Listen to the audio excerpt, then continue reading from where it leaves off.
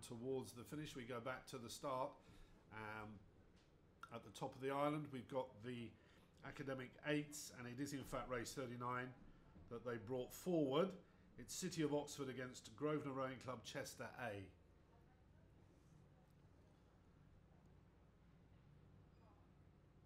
And at the top of the island, from the earlier shot, it looked as if they were pretty much level, Zoe. Yeah, looks like another punchy start from both crews as they come off the island, just waiting to see them get a little bit closer to us. Looks like Grosvenor have just put the edge on City of Oxford as they come up the course. I've been reminded we should be saying up the course, not down the course, since it's upstream.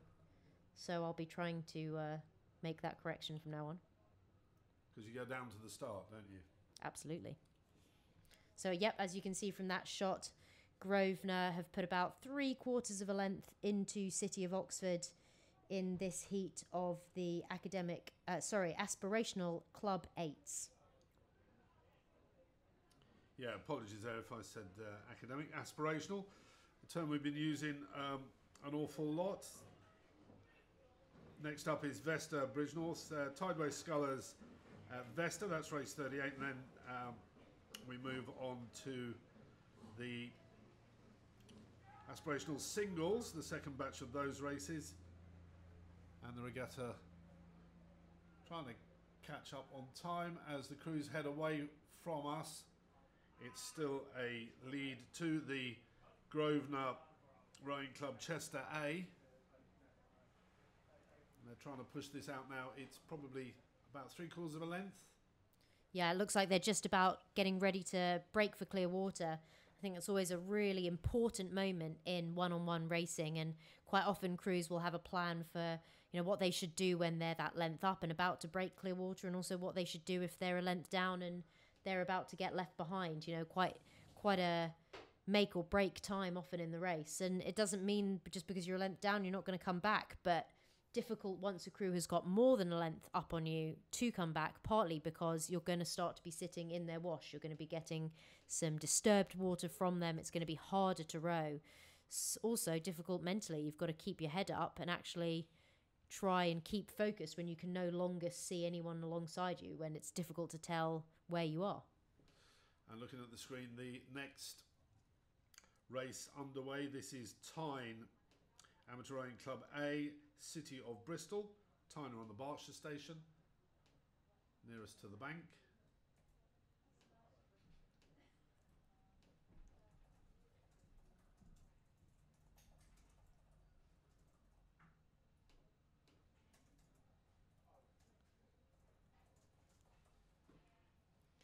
So we can see now in that earlier heat that Grosvenor Rowing Club have a fairly substantial margin on City of Oxford. And this next race now coming down towards us here in the commentary box. Tyne versus City of Bristol. Pretty close race. Yeah, looking there, if anything, if Bristol on the far side in the centre of the river have a slight lead as they leave the top of the island and come down towards where we're commentating at the end of the car park. But a close race, this one. Seems to me as if the City of Bristol crew on the far side have a lead by not by much. No, and another interesting setup in the boat from the City of Bristol crew. They've got, looks like a bucket at 7 and 6 and another one again at 2 and 3. So quite an interesting decision there in the way they've set up their boat, whether that's because the boat wasn't quite going straight or it helped with the rhythm. Wouldn't know without speaking to their coach, but a slightly unusual setup for them there.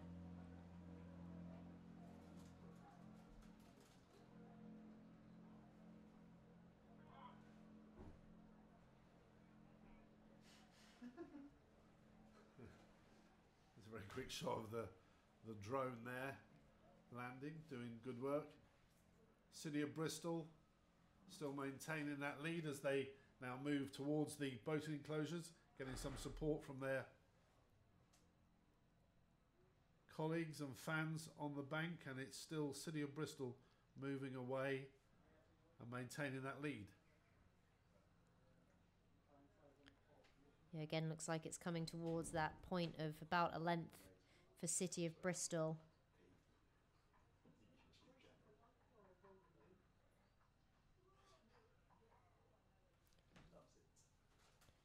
Tyne definitely still hanging on though. Another well-drilled crew. Look pretty neat.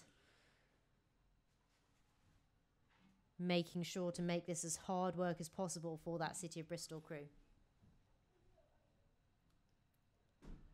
And the next race is underway. This is Vesta Rowing Club and Bridgnorth. Vesta on the Berkshire Station and Bridgnorth Rowing Club A on the far side. Vesta got off to a very quick start there as they head now down towards the top of the island. Picture you see top right is the closing stages of the race before, which looks like City of Bristol still have that one.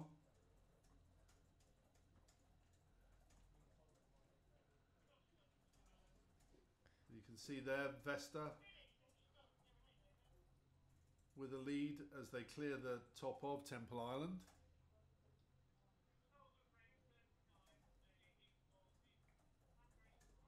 That's a fairly substantial margin there from Vesta early on as they come up towards about halfway between the end of the island and our position in the commentary box, so just before the barrier. Pretty substantial lead in a short space of time, but still at quite a high rate, so still keeping this really racy, really lively as they come towards the barrier. Closing stages of the previous race, which had City of Bristol leading Tyne.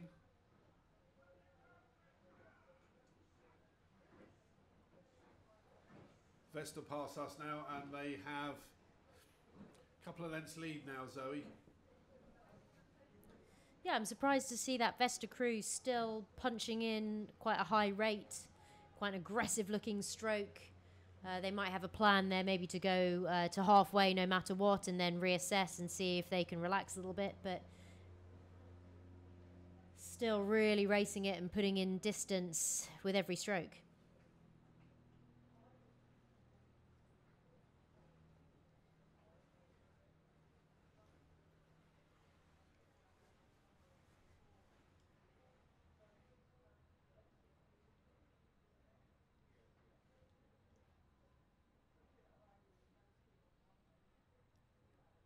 Looks like about 3-4 lengths now maybe to Vesta Rowing Club.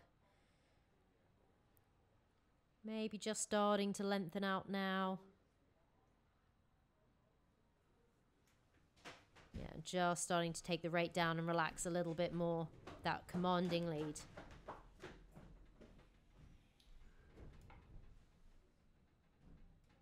They've gone past the halfway point now, and the landmarks there will be the boating racks, and then they'll go past the enclosures to a little bit of quiet between Old Blades and Upper Thames Boathouse, past Upper Thames towards Remnant Club, the Chairman's Enclosure and the finish line. 1,500 metres this course from the start of Temple Island.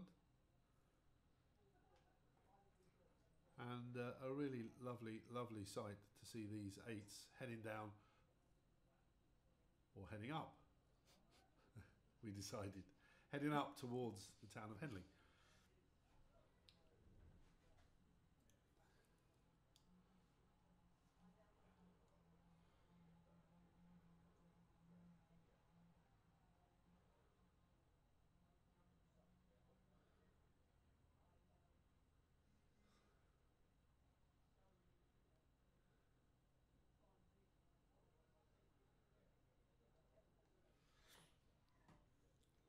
Getting some nice comments from people listening all around the world. Just had a message through from Australia. I know a lot of the American parents unable to get here are watching on YouTube, and we hope you're enjoying these images as we've got another 8 race just gone off the start. Tideway scullers, and they're up against Vesta B. Tideway scullers, surely one of the favourites in this event of Aspirational Club 8s. They look like they've been one of the strongest women's 8s around in racing domestically over the last few years. So, over the last few races. So it'll be really interesting to see how they progress. Certainly a very, very strong start from them against their neighbours on the Tideway in the Vesta crew. Yeah, we've got Tideway scullers there. They've pushed out a lead now to almost 2 lengths heading down across the meadows.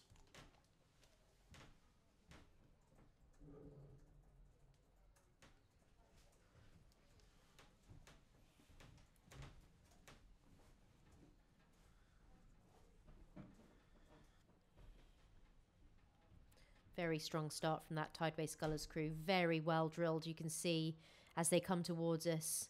Lovely unison from the blades just dropping in.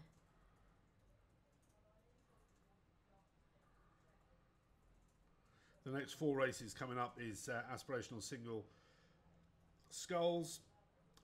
Race number 40, Nottingham against Walton Rowing Club. Race 41, American Schools against St Paul's Collegiate.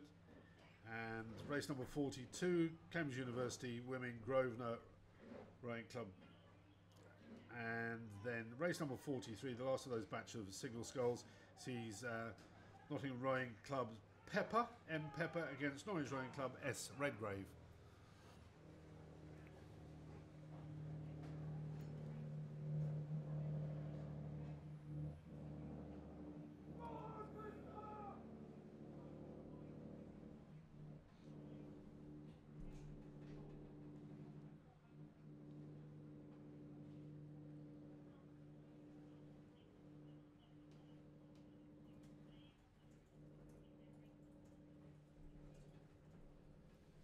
And we switch down to the start, and this is in fact the first of the single scullers. Island of Nottingham County Rowing Association and Jackson of Walton Rowing Club.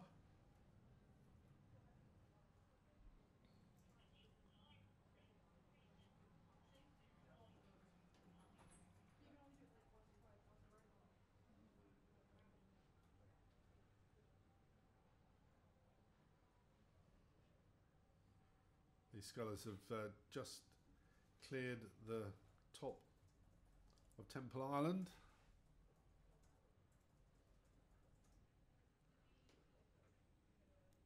On the Berkshire station we have Island of Nottingham County Rowing Association, and on the Buckinghamshire station is Jackson of Walton, and it's the Walton sculler that has a lead of about a length. Yeah, the Walton sculler there quite close to the centre line of racing, but the umpire looks pretty happy with where they are now. You can just see a little bit under the boat on the Berkshire station, that sort of the weeds, the algae, I'm not quite sure, just under the boat there. But otherwise, perfect course here coming down. Wind's dropped a little bit from earlier, so lovely run down for these scullers. Great chance to experience the Henley course at its finest.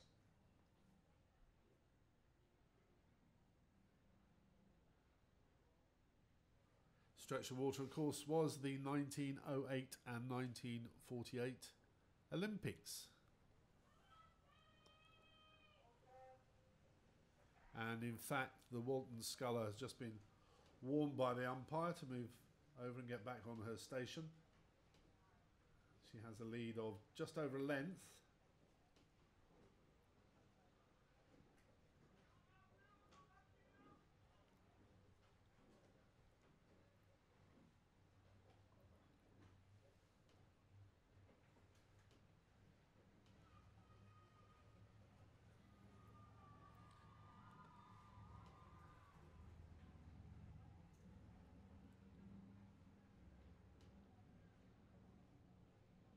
Moving away from our corner position, she's extended that lead now to, well, almost 2 lengths.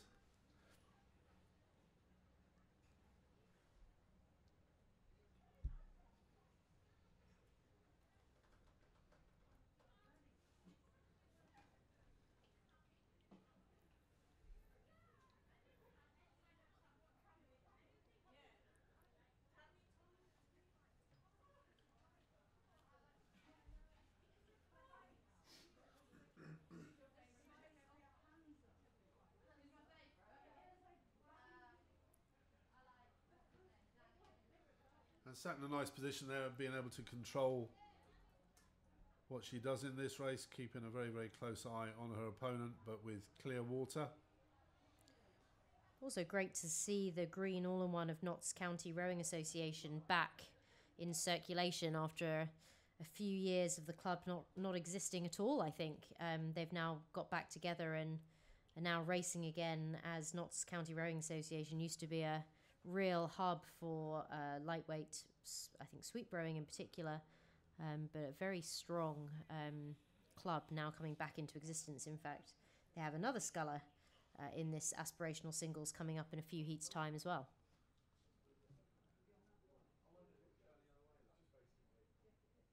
So you got a busy weekend, Zoe. I read in the programme you're going to be handing out the prizes. Yes, I am on Sunday. So I'm moving between here and the course commentary, and then prize giving on the Sunday.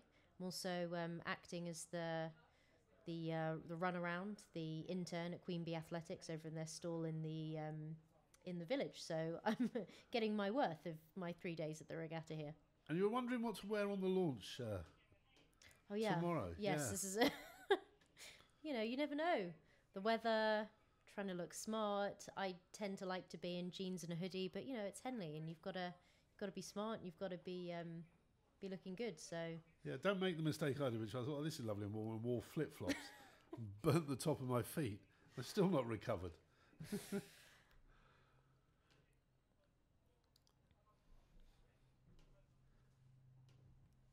Okay, so we're looking here at the sculler from Walton, leading the way. She's led pretty much from the off and heading now down towards the finish and the chairman's enclosure, which is absolutely beautiful. I don't know if you had a chance to get down there, Zoe. That's really quite special down there at Remenham. I haven't yet, but it is definitely on my to-do list, maybe for tomorrow during the day.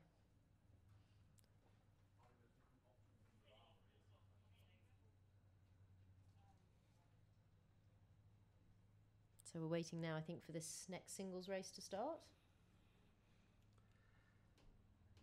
We should have Bake of American School versus Little John of St Paul's Collegiate from New Zealand.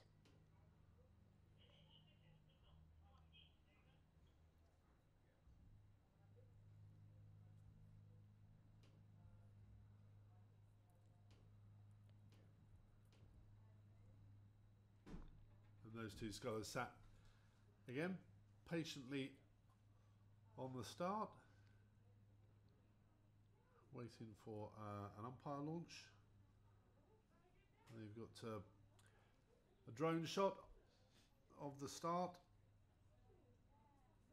Nicely nerve-wracking, that sat there just waiting.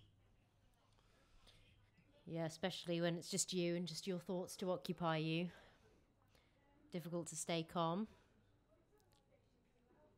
Quite a long time to sit there and think. I think that was one of the hardest things to do as a cox, was to make sure that your crew was always focused and thinking about the right thing as you sat on the start ready to go, because it's very easy to think about the goal or the outcome, and actually you've got to really simplify it. And towards the end of my career, I took to just reminding my crew about the very first stroke they were going to take. So don't think about anything except the very first part of the very first stroke. Let's think about that. Let's make sure we get that bit right, and then the rest of the race can really follow on from there. Otherwise, it's just far too easy to find yourself chasing your thoughts down the course. Find yourself thinking about winning or losing, or the next race, or the final, and you need to stay focused on what's happening in the moment. And I've heard it said before that you can certainly win a race in your head, but you can definitely lose one. Having the wrong sort of thoughts at the start, negative thoughts, and not concentrated on the job in hand can definitely lose your race, particularly when in a single scull it is all down to you. Every single stroke, the steering, absolutely everything is down to nobody else but you. I can only imagine the kind of focus it takes to successfully race in the single. We can just see the umpire's launch pulling up now. Hopefully for these two scullers, won't be much longer to wait before this race gets underway. After these singles races, we're back to the Aspirational 8s. Canterbury A, Thames Rowing Club B. And then race number 45, according to my information, is City of Bristol. Don't have an opponent for them. Race 47, Thames Rowing Club A, Oriel Kensington. And then we're back to another round of singles races. Gloucester Hartbury Thames Tradesman. Sydney University up against Exeter University. Oxford University Women's Single Sculler Ericsson against Tideway Scullers School Wilkinson Feller. And the last batch of those championship singles sculls, Wallingford Rowing Club Duff against Capital Lakes Rowing Club Australia.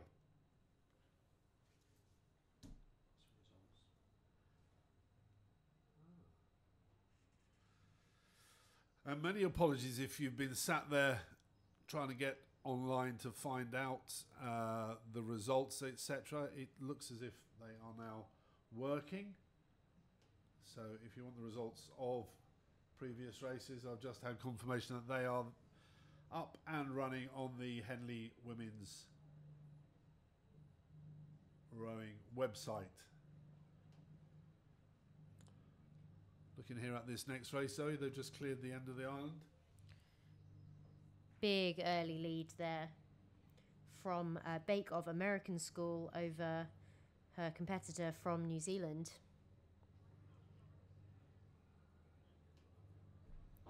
Like a really aggressive start from that American School sculler.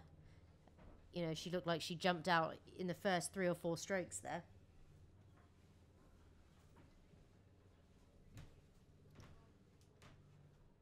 So it's just coming up to 22:04 in the afternoon on this, the first day of Henley Women's Regatta 2018. A record entry, might have said that earlier, but a glorious day down here. Plenty of people enjoying the atmosphere, enjoying the racing. We've had some decent, close, tight races this afternoon. Absolutely fantastic racing, especially some of those singles races earlier. And some of the Coxless Fours, really, really great stuff. So can't wait to see how this develops over the weekend. I'm sure there's going to be some real down-to-the-wire racing coming.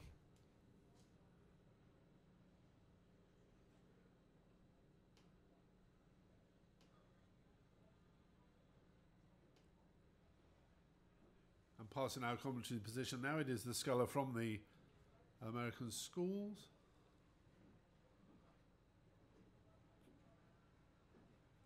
And she has a lead of around about 2.5 lengths.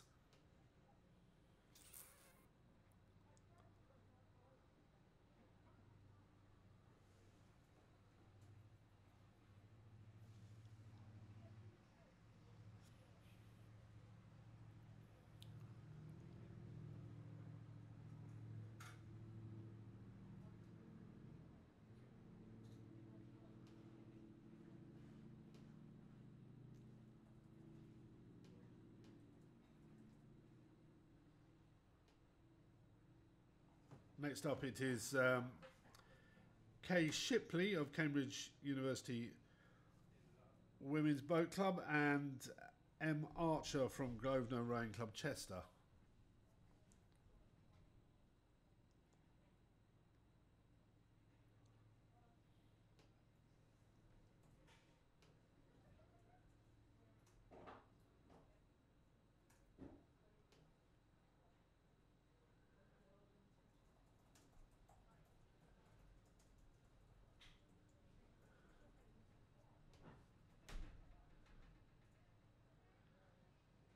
You see there the sculler from American Schools heading down towards the finish. The next race is off. They seem to have got close together there, Zoe, off the start. Yeah, looks very close. Looks like the Cambridge sculler had come right over into the middle of the course. They've separated out now, but interesting, certainly something to keep an eye on as they come down towards the booms, where obviously hitting something can be a lot more of a problem than clipping one of the boys off the start. It looks fairly relaxed there from the Grosvenor Rowing Club sculler. Just checking her line, looking behind her to make sure that she's in a confident position. Cambridge sculler still looking a little bit uncomfortable with the steering. Quite a long way out into the centre of the river. You can sort of see that shot as they come down towards us. Doesn't look quite as confident with her steering as her competitor from Grosvenor Rowing Club. And it looks like the Grosvenor Rowing Club sculler with a small lead on Cambridge University.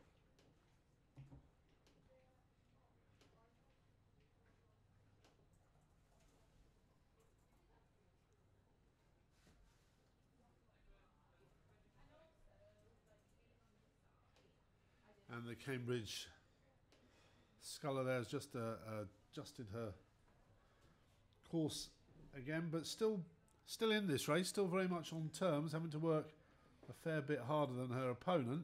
Absolutely. Half a length at most in it at the moment as they come down towards the barrier. And actually Grosvenor now being warned as she has moved out more into the centre of the river. So definitely one that the umpire's going to have to work to keep these scullers apart. And you can just see from that drone shot the Grosvenor sculler starting to move back over onto her station with maybe a 3/4 of the length lead.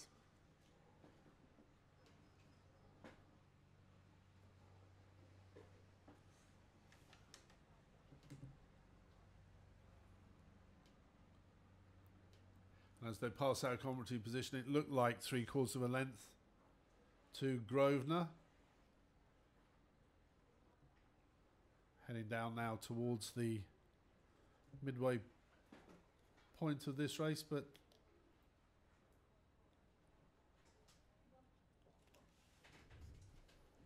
still a bit to play for here, I reckon.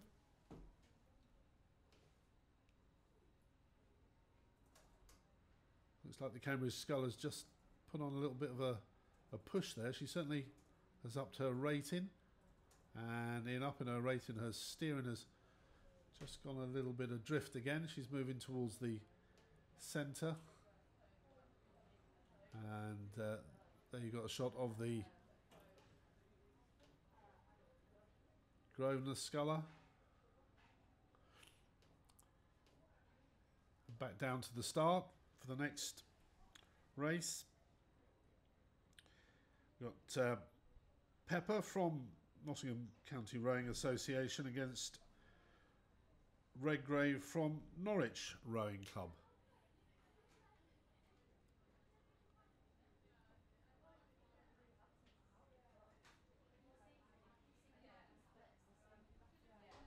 And a quick start of both these scullers.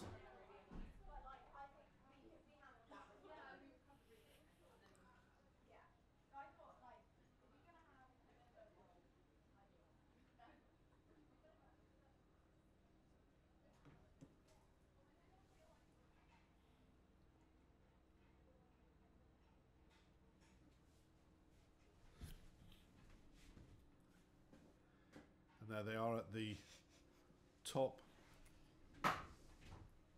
of the island. We're focusing in there on the sculler from Nottingham. Oh, sorry, Norwich, not Nottingham. Norwich Rowing Club. Yeah, so we've got one more. And it's Redgrave of Norwich that has a lead over Pepper from Nottingham County Rowing Association. They've cleared the top of the island and they're making their way down to our commentary position.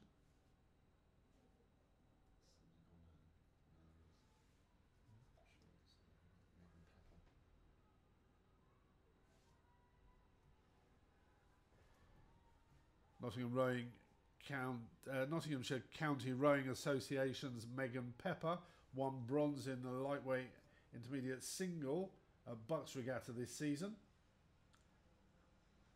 And she was also in the bronze medal winning Championship 8 and the Championship Coxless 4 at Nat Schools Regatta last season. This was for Beckett Rowing Club. You were saying there'd been some changes there with rowing up in Nottingham Rowing Club, Nottingham County. Yeah, that's right. And yeah, Nottingham County Rowing Association.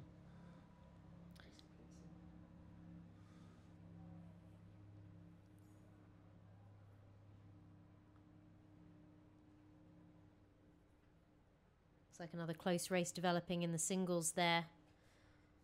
But we can also see that earlier race, Grosvenor Archer, looks like she's established a very comfortable lead over Shipley from Cambridge.